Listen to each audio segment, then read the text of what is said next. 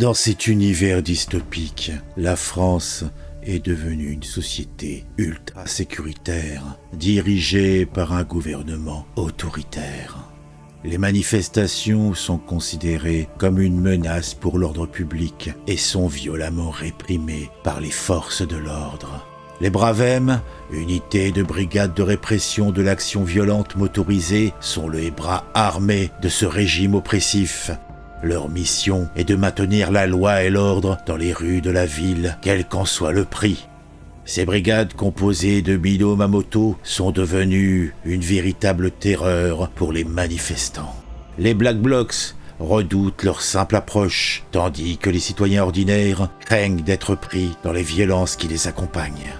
Dans un monde où la désescalade n'a pas sa place, les Bravem sont des outils précieux pour le maintien de l'ordre. Leur utilisation violente toutefois n'a pas manqué d'attirer l'attention de certains membres de l'opposition.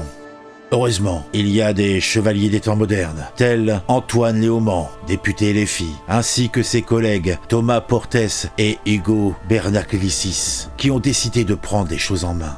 Dans une lettre adressée au ministre de l'Intérieur, ils exigent le démantèlement à titre provisoire de l'unité Bravem, en se basant sur des vidéos et des témoignages faisant état de violences policières envers les manifestants.